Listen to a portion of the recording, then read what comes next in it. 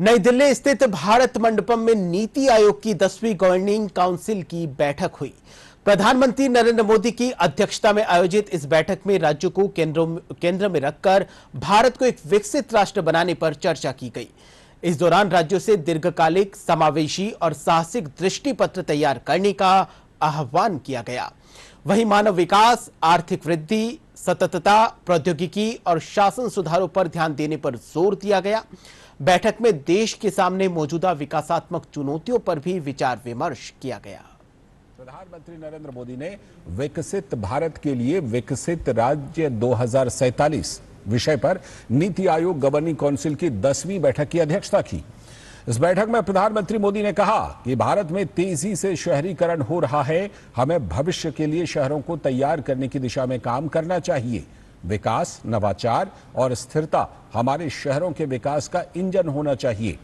प्रधानमंत्री ने एक राज्य एक वैश्विक गंतव्य का नारा देते हुए राज्यों से कम वैश्विक स्तर का टूरिस्ट गंतव्य तैयार करने का आह्वान भी किया। प्रधानमंत्री ने कहा कि एक राज्य एक वैश्विक गंतव्य के तहत राज्यों को वैश्विक मानकों के अनुरूप तथा सभी सुविधाएं और बुनियादी ढांचा प्रदान करके प्रत्येक राज्य में कम से कम एक पर्यटन स्थल विकसित करना चाहिए।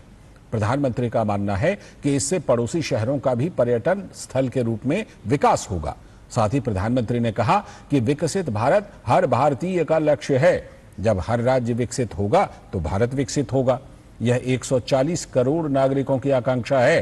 प्रधानमंत्री ने कहा कि हमें विकास की गति बढ़ानी होगी। अगर केंद्र और सभी राज्य एक साथ आएं और टीम इंडिया की तरह मिलकर काम करें तो कोई भी लक्ष्य असंभव नहीं है। उन्होंने कहा कि हमें एक लक्ष्य पर ध्यान केंद्रित करना चाहिए, 2047 तक विकसित भारत बनाना। हमारा लक्ष्य होना चाहिए कि हर राज्य विकसित हो, हर शहर विकसित हो, हर नगर पालिका विकसित हो और हर गांव विकसित हो।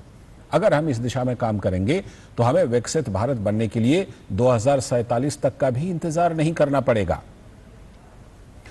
प्रधानमंत्री ने कार्यबल में महिलाओं की भूमिका बढ़ाने के मुद्दे पर भी बात की। उन्होंने कहा कि हमें अपने कार्यबल में महिलाओं को शामिल करने की दिशा में काम करना चाहिए। हमें ऐसे कानून और नीतियां बनानी चाहिए जिससे उन्हें कार्यबल में सम्मानपूर्वक शामिल किया जा सके।